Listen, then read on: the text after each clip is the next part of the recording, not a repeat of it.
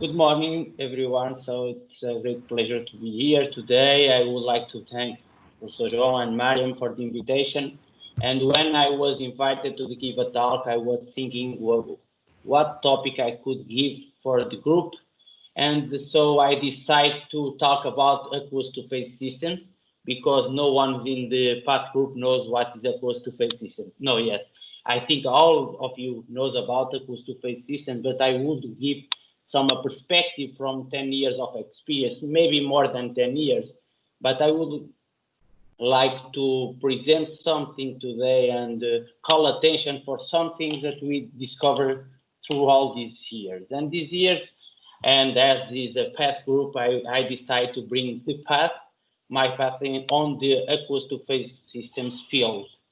And I work a lot during all these years, starting from the beginning with PEG, sodium polycrylate aqueous-to-phase systems, but particularly I have been studying a lot about PEG and ionic liquid aqueous-to-phase systems and other type of polymer ionic liquids, using ionic liquids as adjuvants, as additives in conventional and non-conventional aqueous-to-phase systems. I have been working a lot trying to understand phase formation mechanisms and partitioning mechanisms, but also developing some application mostly focused on the extractions. And at the end of this presentation, I will give you some novel insights and future perspectives on the field that I believe that young students could think and could be innovative and bring new insights for aqueous-to-phase systems field. So the beginning was not necessarily at the PATH group because I started working with aqueous-to-phase systems. I was quite lucky because at the end of my master, I did a master in biological engineering at the University of Minho. I had the opportunity to stay 6 months in School of Pharmaceutical Science in a group of Professor Adalberto Pessoa Jr.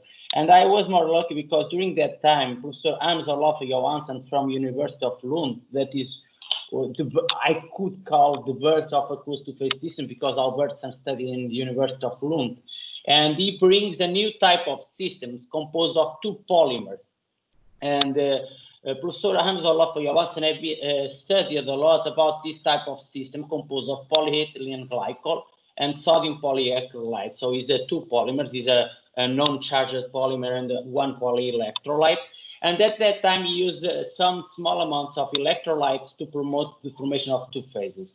But when I moved to University of São Paulo, Professor Adalberto challenged me to try to understand the partitioning of clavulanic acid from different sources using these aqueous-to-phase systems or aqueous-to-phase systems, and also to obtain new insights about recovery from fermented broth, because the group in the University of São Paulo is mostly focused on the fermentation and production of biomolecules using different type of microorganisms. So at that time, and when I was preparing this presentation, I picked the manuscript and I identified one thing that I think that is very important to call attention for the young students that are doing screenings of aqueous-to-phase systems and extractions using different type of systems.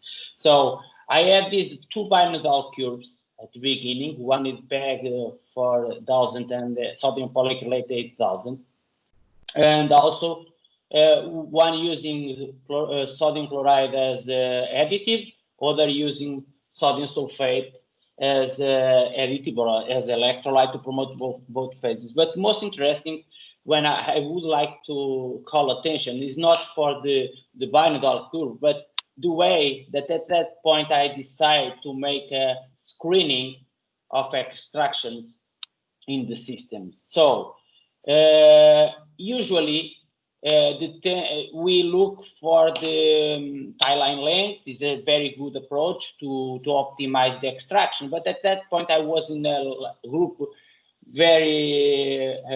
that use a lot design of experiments to do the planning of fermentation and so on. And we try to use design of experiment. But at that point, we observe that we cannot use design of experiments because we need to be aware about the physical chemical equilibrium. In that case, also the binary curve, but also at this region we have a problem, because after this region we have a huge viscosity on the system, so we are not able. So when we did these experiments, it turns so we need to increase the concentration of polymers to increase the partitioning coefficient, as you can see in this figure. But results on the physical equilibrium was not possible, because after this point, the systems are too viscous and they are not able to do in the laboratory. So the design of experiments is not enough to optimize, because in terms of statistical, it tends to give us, we need to increase more the concentration of PEG and sodium polyacrylate, but we have a limit. And this is the message that I would give from this work, that so be okay, you can use sometimes the design of experiments, but always reminder that you have limits that are the physical equilibrium, or in that case, we are working with a liquid-liquid equilibrium, so we should be aware about that. Sometimes we have also liquid-liquid, but are too viscous to do the extractions, and other times you can have solid-liquid and other type of systems, and these systems cannot be used for the extraction. But also, I would like at the beginning, I would call attention for other problem that we usually face when we are at lab. And this is 10 years looking for the result that I did in 2008. And usually, it's very common to do the optimization using commercial sources, standard molecules. And I did also all the screening using commercial sources from a source of galena, and then with a 54% of purity, and then I compare with pure standard clavulanic acid from Sigma, and the extraction were almost the same. But we clearly observed that also the strong influence of the electrolyte, sodium sulfate is high, allows higher partitioning coefficients than the sodium chloride. But what I would like to call the attention here is not for the extractions, but for this problem that usually occurs. When we do the screening, you use standard molecules that are quite pure. And when we move for fermented broths or crude extracts from, it can be from, for example, a plant extract or a mining water and so on.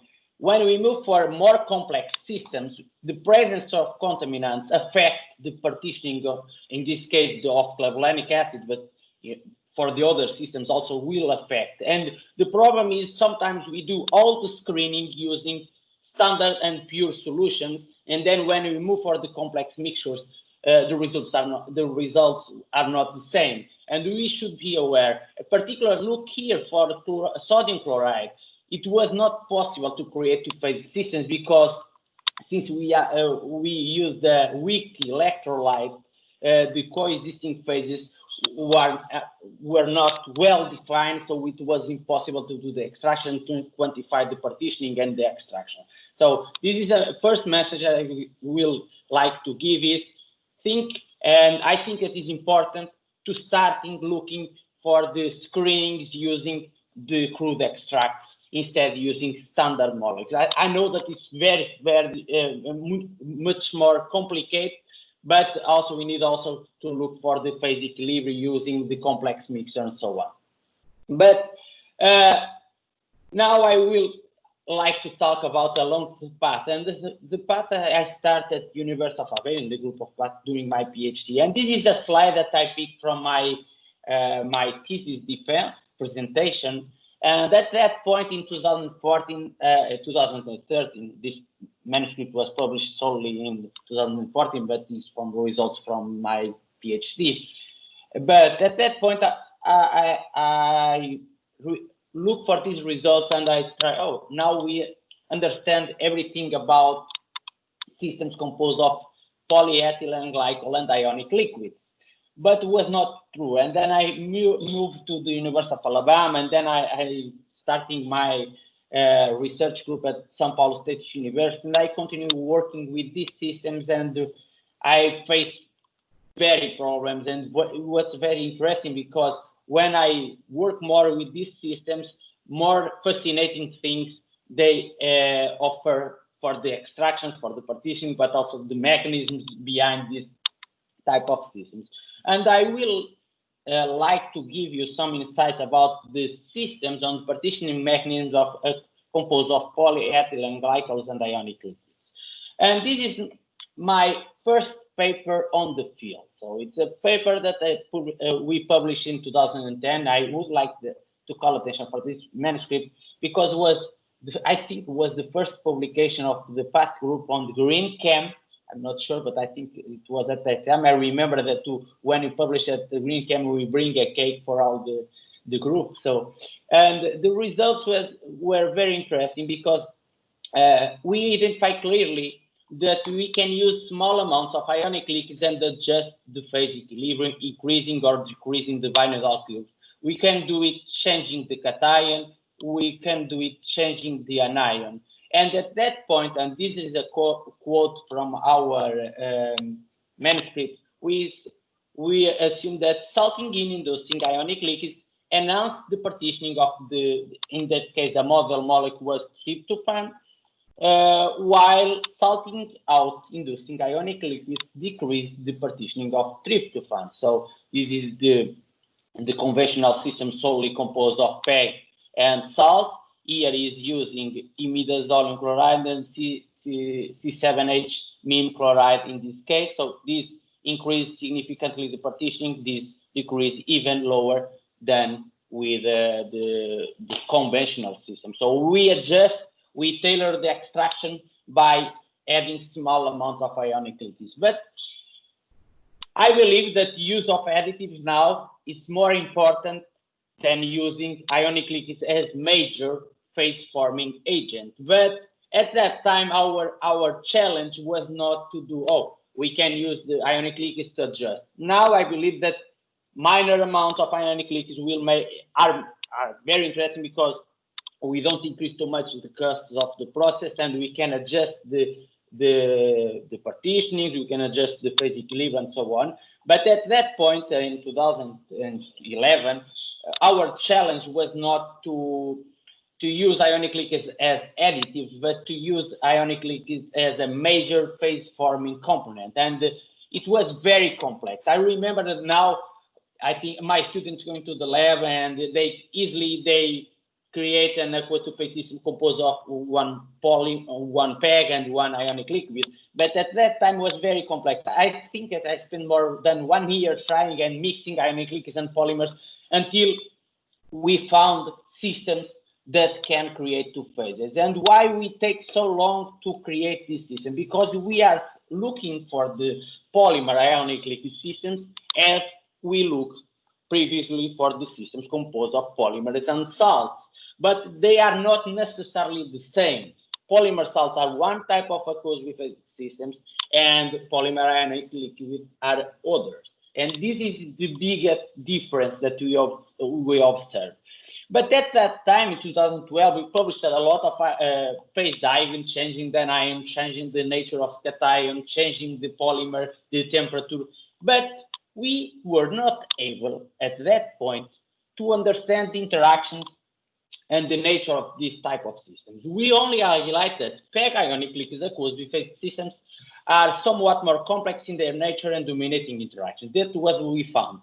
But we, at that point, we did not understand the interaction, but we clearly highlight the potential of this system. And the potential of the PEG ionic liquid systems is to enlarge the hydrophilic range. And this is the proof of concept that we showed that. This is a manuscript from 2013.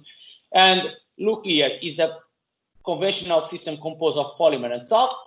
Salting out of salt turns the chloranic acid for the PEG-rich phase. Polymer, our model molecule is distributed equally between both phases.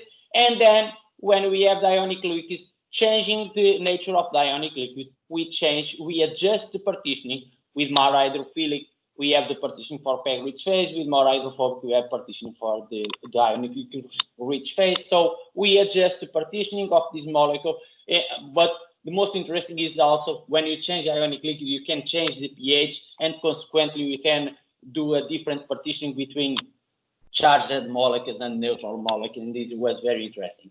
But we still thinking what happens in these systems, why we do not understand the formation of these systems, and we decide to doing some molecular dynamics calculation. It was a very good work performed by Luciana Tomé.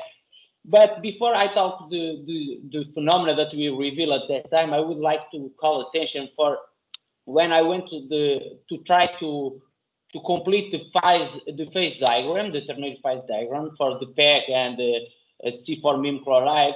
We observed for the first time that these systems are of type 0. It means we only have a biphasic region when we have a mixture of all the compounds together, because all the binary PEG water, PEG ionic liquid, and ionic liquid water are fully miscible in the entire range of composition.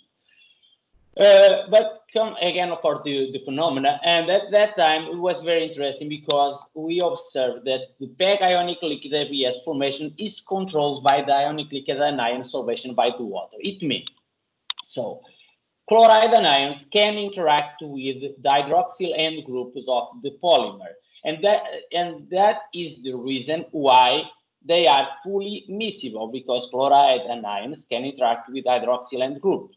But what happens when we add a minor amount of water? We destruct this weaker hydrogen bond between chloride anions and hydroxyl end groups of polyethylene glycol, and we form two phases. So we form a miscibility regime by adding small amount of water in a mechanism that we call washing out mechanism. And now I bring the quote of our major sentence in that manuscript. We say that for the first time it is herein shown that polymer ionic liquid phase aqueous species are a result of washing out phenomena and not a salting out effect. And this is very interesting because our previous works are assuming that is a salting out effect of ionic liquid over the polymer that is controlling the formation of PEG ionic liquid, and is not true, and it's more complex phenomena. Then we decided we move for the other type of system, more complex. The systems composed of collinium-based salts, and at that point we did more calculations. We tried to understand clearly how was the formation. Instead of using imidazolium, we use collinium.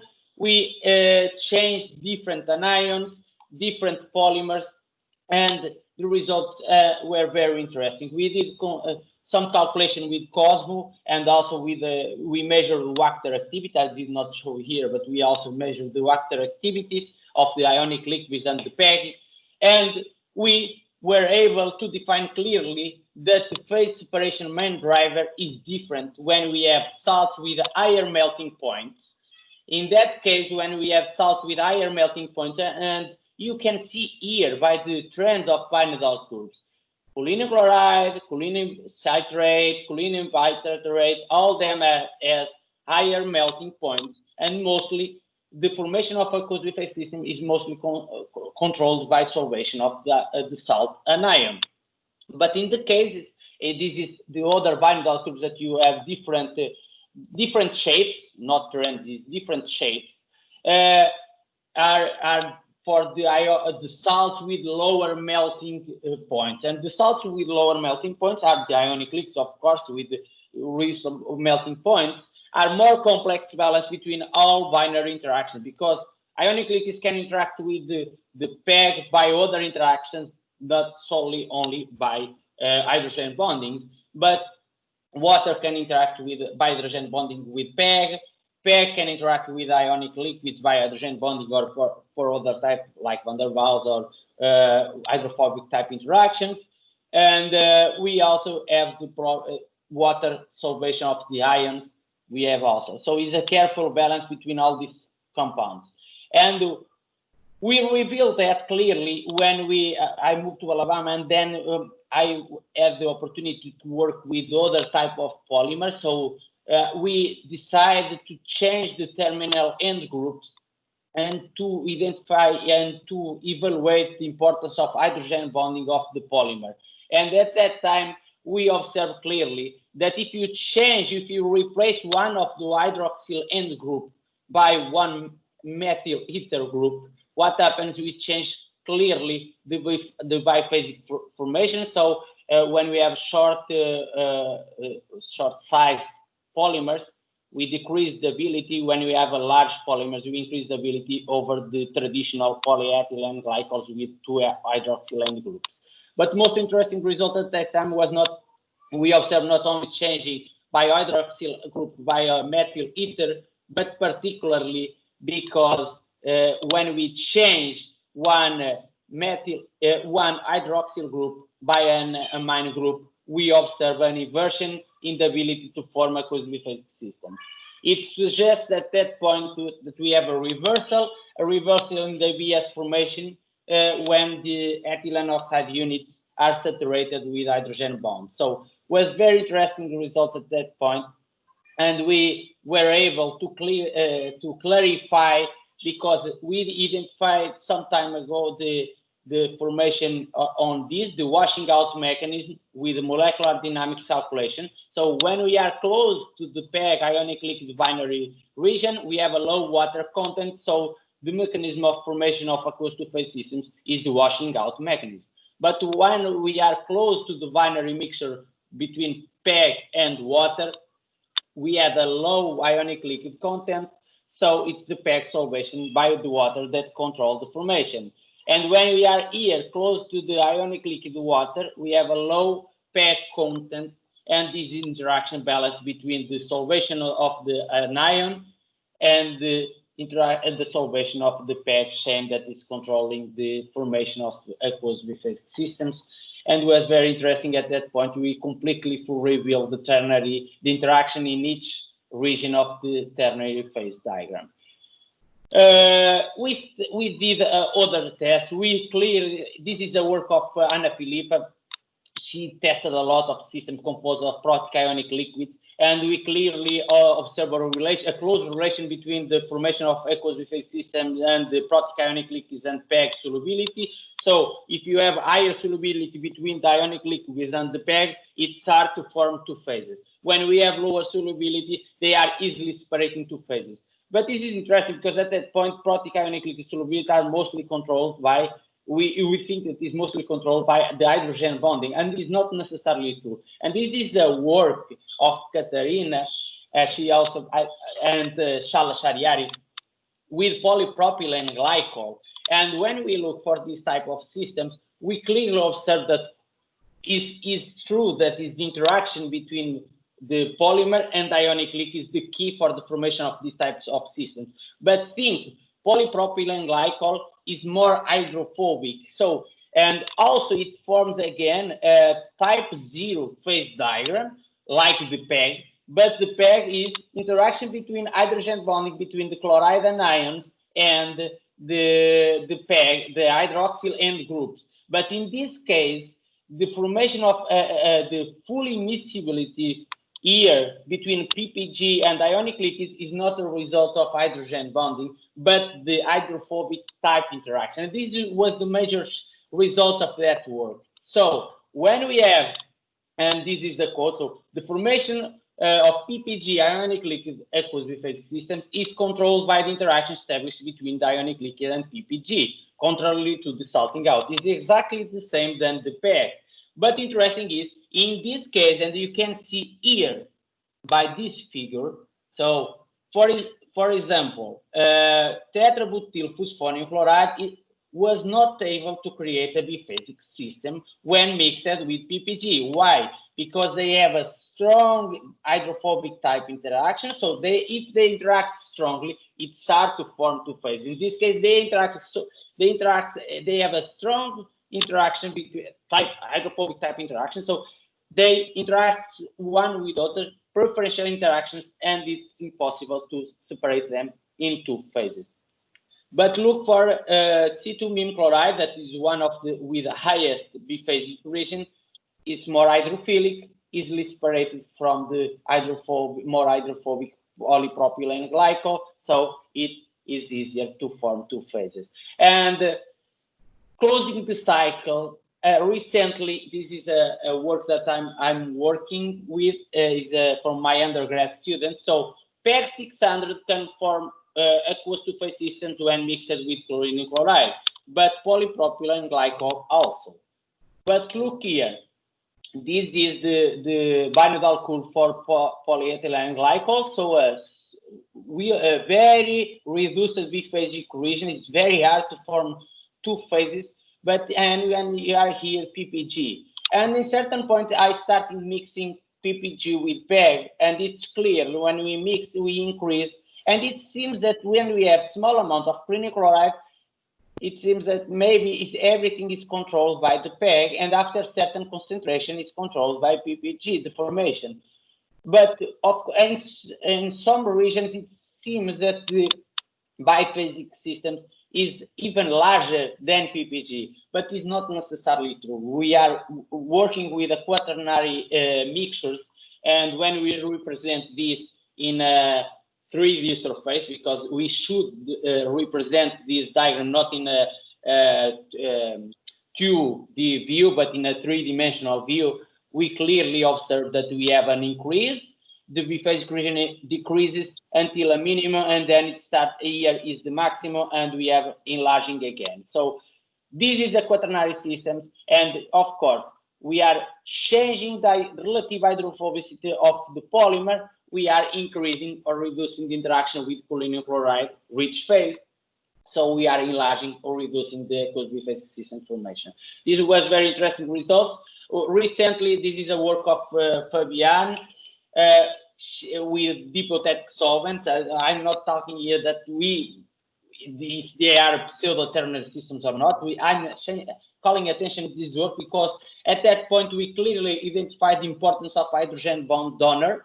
And for example, she tested different short alkyl chain alcohols and sugars with different polarities, and it is clear a reduction of the biphasic region until a certain polarity, and after that it decreases again. And the most interesting result is this conclusion that we obtained, that is very hydrophilic hydrogen bond donors like glucose, fructose, ethylene glycol, they act as additive, and they do not have any influence on the phase equilibrium between this is a phosphate, salt, and chlorine chloride aqueous biphasic systems.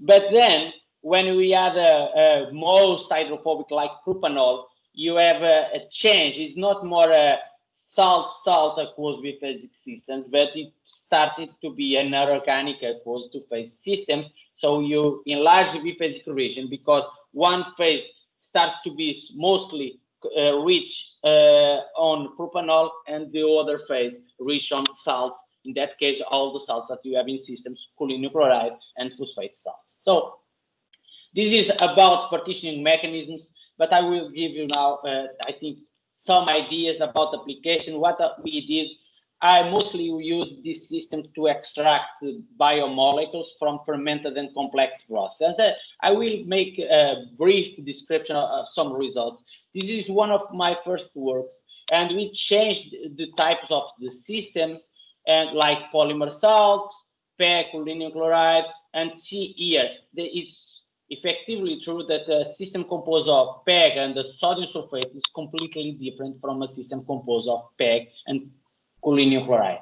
This is evident that the mechanisms are different, and this is why we have different partitionings and the opposite partitioning for the between both systems. But also we compare them, depending of the salt employed, we can tailor the tetracycline extraction for the PEG, for salt-rich phase, and this is very interesting. We demonstrate more recently the same, but for the clavulanic acid, and this is systems that we use chlorine chloride as main phase former, or we use chlorine chloride as adjuvant, or even using polymer conventional systems. And what I would like to call attention here, when you look for the complex broths, fermented broths, crude extracts think sometimes we have higher extractions, but not necessarily we have higher purification factors. As you see here, a red line is the purification factor, at green, the recoveries. And the best systems to purify clavulanic acid was the systems that led the worst recovery yield. So sometimes we need to choose if we want to purify or if you want to concentrate and extract. It is very important to define, because not necessarily the best systems to extract is the best systems to purify. This is a recent work. Some of you are familiar with that. Is a work that we have in collaboration, joint project between UNESP and UA, University of Aveiro, and it was very interesting results that we obtained for the recovery of enhanced green fluorescent protein. I call attention for some points that I think that is very important. This is the structure of EGFP. This is a picture from a recent manuscript that we submitted. Be attentive for proteins. The proteins are very affected by pH. We change to the pH of the enhanced green fluorescent protein from 7.4 to 5.5, and look here the structures. We clearly observe a destruction of the structure of the enhanced green fluorescence protein. That is the reason that we lost this fluorescence. This is not, I will not give much detail, but I bring this for this picture here because I think this is important. And if you want to discuss more about this, I could give more examples at the end. So we also try to demonstrate the application, the extraction, and depending on systems, we can extract on the GFP on the PEG-rich phase or in the choline chloride-rich phase. But at that point, we change the type of aqueous to phase system. I think that this is the way to do the things.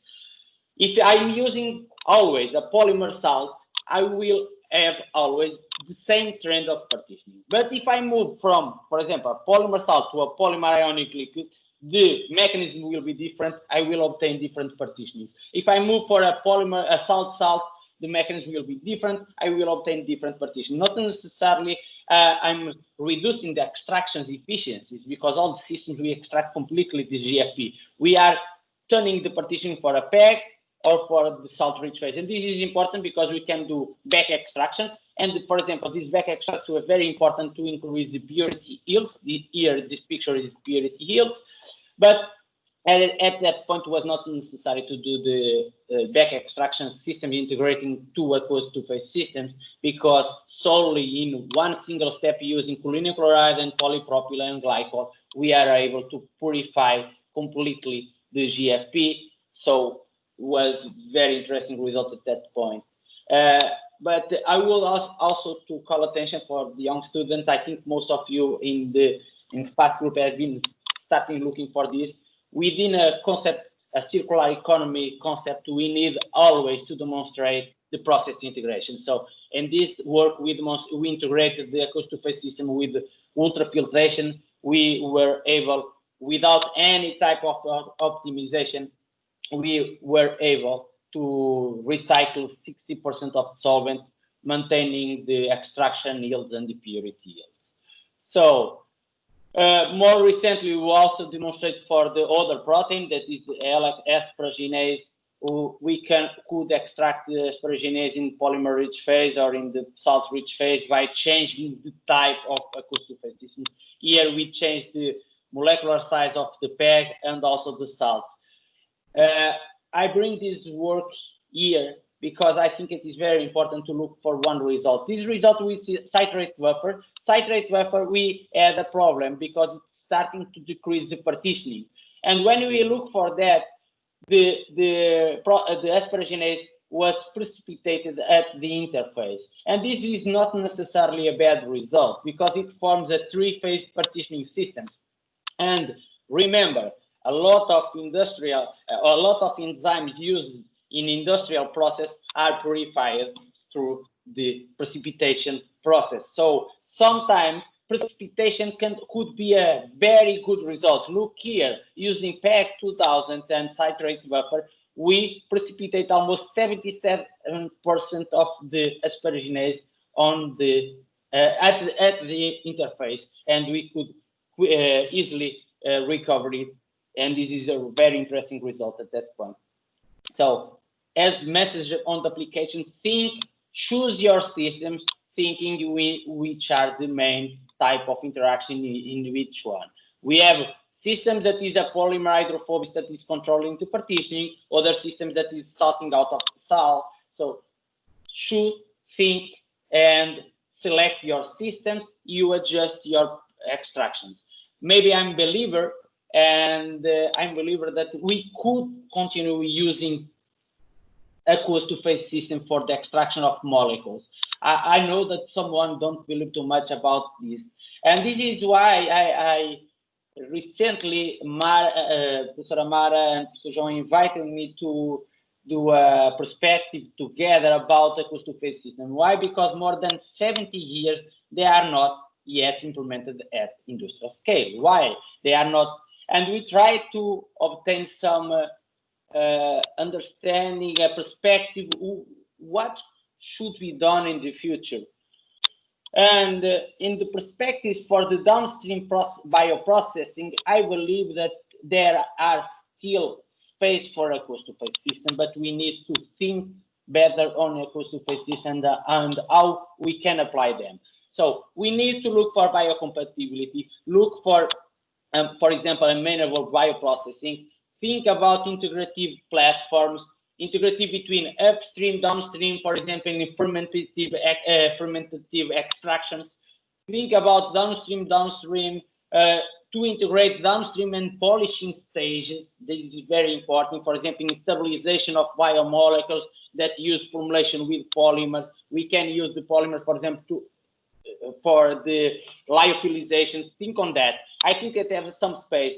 Look for our perspective, and you will find a lot of advices. For example, nowadays, biopharmaceutical industry is moving for the continuous production of biopharmaceuticals. So we have a huge opportunity for the aqueous to phase system, for example, on the contact current chromatography or centrifugal partition chromatography. We need to do that studies. We need to implement the aqueous to phase system in that type of modes. We can also have some opportunities on the field of pre-treatment strategies for analytical purposes. I will not give too much details about that, but we have some opportunities on the environmental monitoring, analytical characterization, clinical diagnosis. Be creative, but think. We need to design, automatize, and robotic devices. We are now moving for a 5.0. These systems need to be automatized. We need to do high throughput analysis, and if you could do that, probably aqueous to phase system will be used as a pre-integrative and integrative platform for analytical purposes. But the fields that I believe that aqueous to phase systems can be easily turned on a commercial tools are in emerging and non-conventional applications. Particularly, we believe that biotechnology, health sciences, material science, and electrochemistry have some opportunity for aqueous to phase systems. I remember, for example, recent work, membrane, cell-free, liquid membrane using aqueous to phase system, a recent work from a group of Aveiro with a group from Spain. For example, to model biological compartmentalization for the health science and biotechnologies. One field that is very important, I believe that they have huge opportunities, is the micropatterning and microprinting systems, even for the creation of new biomaterial, printing new biomaterials, or, for example, developing sensors. Be creative. And this is why this is the next direction that we present in the work. There are several things that should be done. I will not talk about everything about here because I over the time now, but I would like to give some advice at the end. So in that perspective, we advise the people to understand the fundamental and conceptual science behind the formation of aqueous to phase systems. To be innovative, I think it is important, but to always considering the thermodynamic equilibrium and physical chemical properties. Also, think to address biocompatibility and cost of remaining phase-forming components, for example. And one of the most important that we consider and compare the aqueous to phase system that you are proposing with the current technology of downstream processing, for example. Think if they are competitive, and if they are competitive, I believe that aqueous to phase systems can have an opportunity on the market. So the message that I could give after this long presentation is go behind your imagination scientific limits. I think that the most innovative results that I obtained was during my PhD, and I think the students can be innovative, bringing new ideas. I think that this is the deal. And if you don't believe on me, I think on Carl Sagan that says, somewhere something incredible is waiting to be known. So you should discover what is not unknown now. And I would like, so finally, to acknowledge all the group. My research group is yet at São Paulo State. I'm trying to move to University of Coimbra, but I'm not yet established. So most of my students are in São Paulo State University. I would like to funding agencies and the collaborators from University of São Paulo, University of Minho, from PATH group at the University of Aveiro, University of Alabama, and of course, much more collaborates, not only for aqueous to phase system, but for other systems. I think collaboration is the future, and as Kenneth Wilson is a Nobel Prize in Physics says, the hardest problems of pure and applied science can only be solved by the open collaboration of the worldwide scientific community. So I'm here to collaborate and to discuss science because I believe that when we collaborate, we have better results at the end. Thank you all.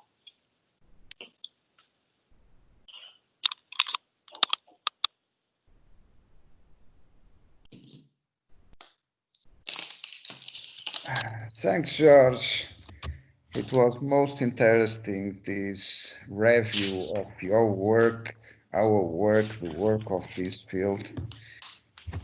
I had forgotten about many of the things we had done, and it's interesting to see this and to understand how all this makes sense. And there is a thread connecting these different works that when you look at them from the outside, sometimes they seem unrelated, but there is a common thread going through this. And I hope this has been inspiring for the students and the other researchers that were seeing your presentation here today.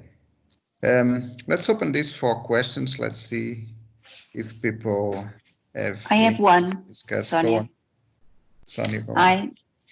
Good morning to everyone. Thank you very much, George, for the presentation. It was quite interesting to see all the results, as Professor said, and the connection between them. And so my question is more a curiosity. What is the next step for you now that you are moving to University of Coimbra and considering this background that you have showed here? I'm believing that I'm working with the downstream processing. I believe that they have some interesting fields, the extraction of molecules, particularly in the integration from upstream to downstream. For example, doing fractionation of crude extracts, and we need to think and to create new systems using raw extracts, because sometimes we don't need to add salt, because usually crude extracts have the salt, and we can only use ATPS system. And I believe on that, and in particular, I'm very interested on the integrative system. So to do everything from the beginning, recycling everything and returning it again. So making a circular cycle using aqueous to phase. I think that this is the big challenge, because we can recycle the phases and returning again the first point. On the opposite, for example, membranes. When you use membranes, we saturate membranes, we need to replace membranes. But using aqueous to phase system, we need to replace the aqueous to phase system, only making some makeup of solvent. I believe that is a very interesting field. I will continue working on that field. And do you have any idea on what are the main applications for this integrative, in which you have the approach of being recycling the things? Because recently, well, not so recently, but I was talking with people from pharmaceutical industry, and they told me that to do the recycling for them, for example, is completely impossible and useless. So I think that your idea is quite correct. I actually think that is a good approach, but I think that maybe we can try to figure out where this approach can be or should be appropriate to be applied. Do you have any idea in mind? Biopharmaceutical industry is very difficult to apply that. I'm not very interested. I moved to University of Coimbra and now I'm looking for the biological sources, but not for biopharmaceutical. But for example, industrial enzymes and this type of application, I believe that it can be a reality. Of course, the biopharmaceutical are very, I think the biopharmaceutical are very connected with chromatography. Yes, they are. This is the worst part. I believe that using a aqueous-to-phase system, if we could present them in a chromatography, countercurrent chromatography mode or centrifugal positioning chromatography, it could make a reality of the use of aqueous-to-phase systems. But we started doing some tests with centrifugal partition chromatography, and it's not so easy. So it's very complicated to do the implementation of aqueous-to-phase systems in this type of chromatography. So we need to study more on that field. You were able to buy the CCC? We have a CPC, not a CCC. Unfortunately, we don't have a CCC, but a CPC, and CPC has, and it is different from the CPC of Mara. But for example, the systems that works very good in CPC that you have at University of Aveiro do not work with our system, so it's completely different. Oh, that's good to know. Yes, it's good to know. For example, our system has a big problem in back pressures. So systems composed of polymers are not able to be implemented, but systems like this, the Fabiana systems we apply with alcohol, short chain alcohols, works very good in our CPC because we reduce it, because it's amazing to do the extraction. Okay, good to know. Thank you. Other people? Other questions? Thanks, Samir. Francisca. Go on, Francisca. Let me see. Hi, Jorge. Thank you for a very nice presentation. I haven't seen you for a long time. So my question, or it's more to ask you your opinion. You are working already in 10 years in this field, and I kind of watch you starting your path. I was very young at that time. And I would like to know what is your opinion about aqueous biphasic systems and why are not they being so much applied in industry as it could be expectable by the good performance that they are able to attain? So thank you, Shika. I was to present some of your work, but I cut some slides at the end about temperature dependence. But no, I believe that they have some field. The problem is, for example, industrial application for industrial enzymes, extraction of fractionations, usually they use liquids, organic salt water systems. And what happens is they are easier to be implemented, but now they are changing because sometimes you cannot use them. The problem is sometimes we do, as you see, we work almost 10 years to understand how it is formed, the systems composed of polymers and ionic liquids. And this is one type of systems. We have a lot of different types of systems. And this is the hard part. It's hard to understand what are the main mechanisms, which makes more difficult to apply them, to implement them in the industrial process. Because when you try to use them in the industrial process, sometimes you have problems with precipitations, and this makes the people uncomfortable. I believe that this is a problem for the big fields. On the other hand, we have the new novel opportunities, and we should think on that. For example, I think that I give you in your defense or something like that. I say to you to try using, for example, DNA, concentrating DNA using a aqueous-to-phase system. DNA are in water, so if you use something that can concentrate DNA, we can use it, for example, to intensify signals for genetic approaches. So we need to think on what we have. Most of biological systems are rich in water, and we need to think that aqueous to phase systems are not more than creating immiscible regions rich in water. So I believe that this is the way that we need to think about aqueous to phase systems and how they can be used. For example, bioprinting. We can reduce the surface tension by printing biomaterials in the interface of aqueous to phase systems. It's a simple approach and provide a very, very good result. So I think that we need to think aqueous to phase systems are nothing new. They are simply two phase rich in water, and what we can do between two phase rich in water. And this is, I think, that they have some application, interesting application. Genetic, cell compartmentalization, bioprinting, printing new materials. I believe that this is an interesting field that we can use aqueous to phase systems. Okay, thank you. Someone else?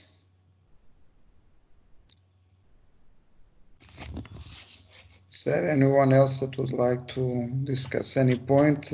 I see Pedro Madeira. Yes. Pedro, why? Hi, George. Hi, Pedro.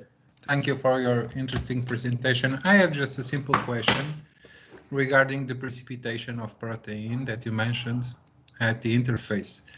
I have two questions regarding this issue. First, what was the pH? And second, if you characterize the protein thereafter and by which methods? The pH was more, since you have been using citrate, it's around 9. And it's not necessarily a pH that we observe precipitation, but what happens, I think the citrate make a salting out.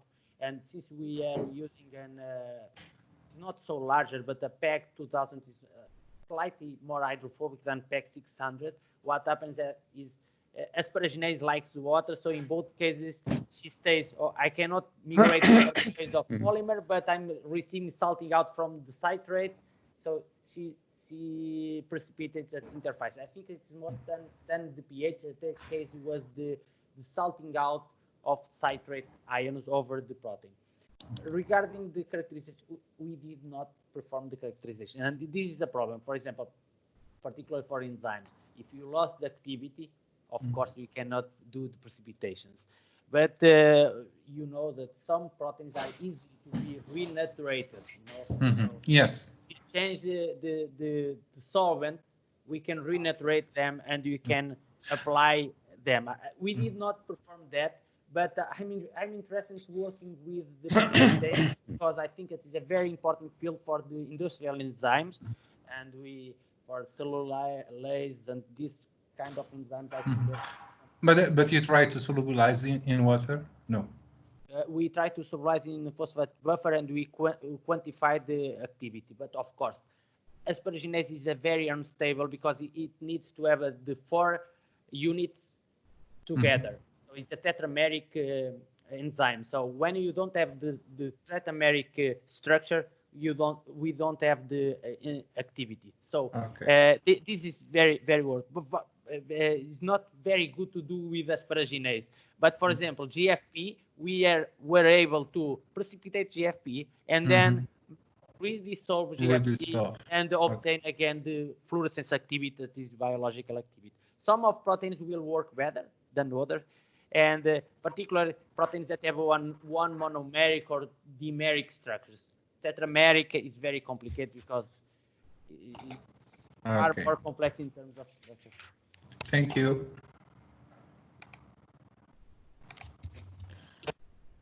Anyone else? A final question, Mara. Mara? Yes. Please. Hello, George. Thank you very much for your presentation. It was nice to see an overview of the past works on aqueous to phase systems and what we have learned to design now systems that actually work with purification. And that knowledge is really important because you can design it. or can design them. But my question is connected somehow to the question of Pedro Madeira, is on the precipitation of asparaginase or the precipitation of GFP at the interface. Well, in the asparaginase, I have one question, because you showed the percentage of precipitation, but you didn't show the purity. What is the purity of the recovered protein at the interface? At the interface, I do not have here the SDS, but we did the SDS. At the interface is more pure than in the PEG-rich phase. So when we pick the interface and we pick both phases, and the most of contaminants are in the PEG-rich phase, because all proteins migrate for the PEG-rich phase. But at the interface, the asparaginase was very pure. The problem is when we try to redissolve, we were not able to have to obtain enzyme activity. So, of course, we lose the tetrameric structure and was not able to apply the. But for the SDS page was very good, because we used saturated. So. And were these two proteins the most abundant in the media, in the biological medium? I mean, what are the other proteins present in the GFP medium and in the asparaginase medium? We did not characterize them. In the GFP, we are using enhanced green fluorescent protein. We modify E. coli, so it's a recombinant system. So the most we make the chitolytic hydrophobicity range, and most are very hydrophilic proteins that are natural from E. coli. So because we are with asparaginase, we do not have the characterization, because we did not perform. We did this test at the end of PhD of Agnes, and she did not continue the studies. But with GFP are mostly the native proteins that E. coli produce naturally, until we make the induction of the production of GFP. So we have started. We induce the production around 6 hours. So at the first time we are producing some amount of proteins that are, because E. coli is growing and is producing native proteins.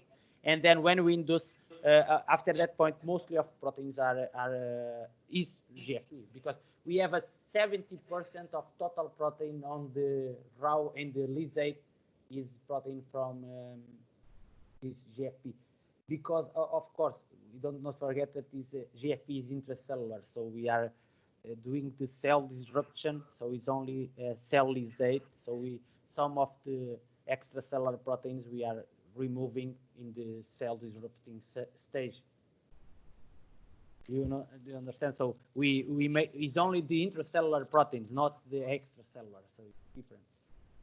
Because from our experience and connecting to some work that we did in the fibrillation of proteins from complex media, what we have observed is that, or the precipitation at interface, you create that protein seed, and the first ones that tend to precipitate are albumins, or those that are in higher content. So it's quite difficult to trigger and to figure it out, because it's a complex phenomenon that it's true. It's usually it's the higher concentration. It's the higher concentration. For example, GFP is true, because it's 70% of the protein, intracellular protein is GFP. So it's the first to start precipitating. But the asparaginase is not, I'm not sure, because asparaginase, this is a recombinant protein, but the cell disrupting stage is using osmosis where you dilute a lot, and I think some of contaminants are removed during the osmosis cell disrupting stage, you know, because it's like we dilute in a strong salting out solution buffer, and then we make an osmosis. So I think that even the cell disruption process is cleaning some of the intracellular proteins. Because I think that, for example, aqueous two-phase system is very important to do cell disruption because of that, because we can remove some of proteins and we are concentrating our proteins of interest, particular membrane proteins. We did some studies, not for this, is for a vaccine with Butantan. And for example, when you use aqueous micellar systems with surfactants, we were able to dissolve solely the proteins from membranes, that is amphiphilic proteins. only using a surfactant, so a micelle rich and micelle poor, we concentrate the protein membranes in the micelle rich phase. It's a very simple example that we can use surfactants to improve the purity yields. It's a cell disruption. We call cell disruption using surfactant, but in reality, it's an aqueous to phase system because we have two phases. Thank you.